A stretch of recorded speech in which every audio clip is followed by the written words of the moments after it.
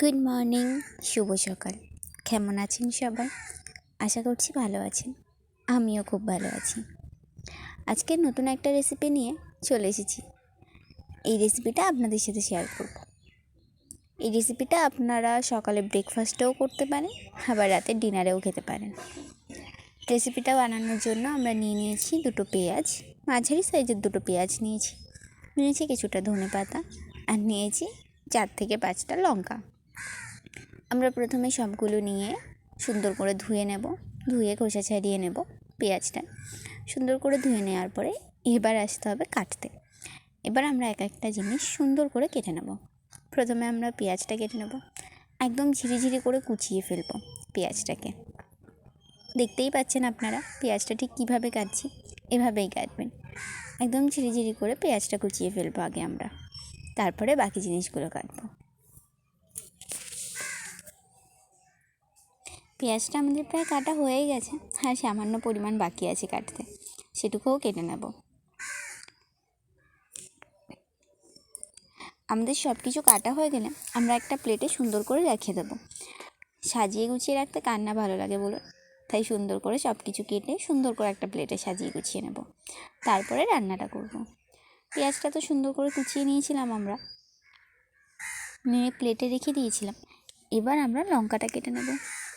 লঙ্কাটাকে একদম ছোটো ছোটো করে কুচাবেন না, লঙ্কাটা মিডিয়ামভাবে কাটবেন। আমরা এক একটা লঙ্কাকে 4 টুকরো করেছি, 4 টুকরো করে কেটেছি।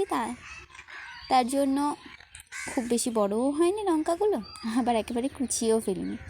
এই সাইজটাই একদম পারফেক্ট আছে এই রেসিপিটার জন্য। আপনারাও এরকম সাইজেরই করে কাটবেন। লঙ্কাটাও কেটে আমরা সবটা একই প্লেটে রেখে নিয়েছি সুন্দর করে। এবার আমরা কেটে নেব ধনেপাতাটাও ধুয়ে রেখেছিলাম আমরা সুন্দর করে। এবার সুন্দর করে ছোটো ছোটো করে কুচিয়ে নেব ধনেপাতাটা দিলে যে কোনো রান্নায় স্মেলটাই আলাদা আসে, যে গন্ধটা খুব সুন্দর লাগে। আপনাদের কার কার ধনেপাতার গন্ধ ভালো লাগে বা সবজিতে ধনেপাতা খেতে ভালো লাগে, সেটা অবশ্যই কমেন্ট করে জানাবেন। আমাদের ধনেপাতাটাও কাটা হয়ে গেছে, আমরা একই প্লেটে ধনেপাতাটাও তুলে রেখে দিয়েছি। এবার একটা বাটিতে জল গরম করে নেব। জলটা যখন গরম করব তখন আমরা সামান্য পরিমাণ লবণ দিয়ে দেবো জলে। গ্যাস ধরিয়ে জলটা গরম বসিয়ে দিয়েছি আমরা। লবণটা কেন দেব? কারণ আমরা সয়াবিনটা সেদ্ধ করব, সেই জন্য জলটা গরম করছি। লবণটা দিলে সয়াবিনের ভেতরে লবণটা ভালোভাবে ঢুকে যাবে, এতে খেতে সয়াবিনটা আরও বেশি ভালো লাগবে। সেই জন্য সামান্য পরিমাণ লবণ দিয়ে দিয়েছি। যেহেতু অনেকটা সয়াবিন ছিল, সেই জন্য আমি একটা চামচ দিয়ে সুন্দর করে চেপে চেপে সয়াবিনগুলো সেদ্ধ করে নিচ্ছি, যাতে পুরো সয়াবিনটা সুন্দর করে জল লেগে সেদ্ধ হয়ে যায়। সেদ্ধ করার পর আপনারা সয়াবিনটাকে এক এক করে তুলে মিক্সার গ্রাইন্ডারেও একবার ঘুরিয়ে নিতে পারেন, আবার একটা কাটা চামচ আর ছুরির সাহায্যে ছাড়িয়ে ছোটো ছোটো টুকরোও করে নিতে পারেন। যেটাতে আপনারা কমফোর্টেবল হবেন বা আপনাদের সুবিধা হবে, আপনারা অবশ্যই সেটাই করবেন। আমি মিক্সিতে একবার ঘুরিয়ে নিয়েছিলাম, তাতেই এরকম অবস্থা।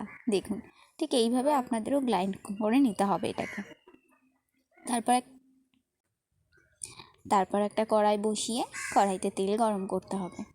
তেলটা গরম হয়ে গেলে তার মধ্যে ফোড়নে দিতে হবে। আমরা ফোড়নে দিয়েছিলাম একটা শুকনো লঙ্কা 2 টুকরো করে, একটা তেজপাতা আর গোটা জিরে। ফোড়নটা ভালো করে হয়ে এলে তারপর আমরা তার মধ্যে দিয়ে রাখবো কেটে রাখা পেঁয়াজ। বুঝেন, পেঁয়াজটাকে ভালো করে ভাজতে হবে, যাতে একেবারে ব্রাউনও না হয়ে যায়, আবার হালকা বাদামি বাদামি রঙের আসবে সেরকমভাবে।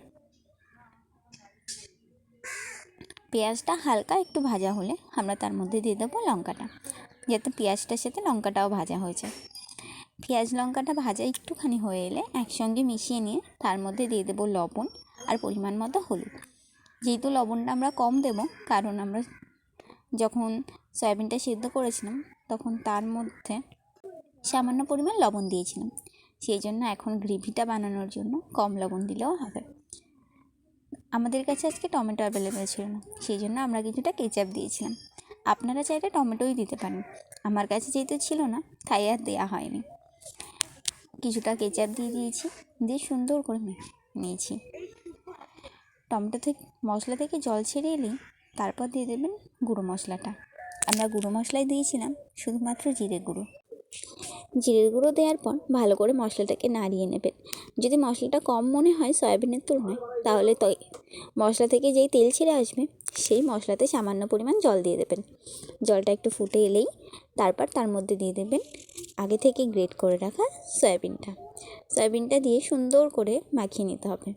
সয়াবিনটা একটু হওয়ার পর কিছু সময় পর তার মধ্যে দিয়ে দেবেন গরম মশলার গুঁড়ো আর কেটে রাখা ধনেপাতাটা এরকম মাঝ টাইমে দিলে ধনেপাতার স্মেলটা পুরো সবজিতে ভালোভাবে মিশে যায়।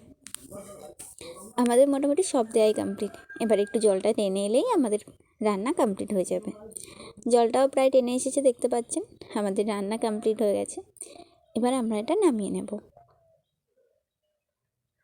সুন্দর করে একটা বাটিতে নামিয়ে নিয়েছি আর একটা ছোট্ট লঙ্কার টুকরো দিয়ে সার্ভ করে দিয়েছি। কেমন হয়েছে অবশ্যই জানাবেন কমেন্ট করে। Thank you.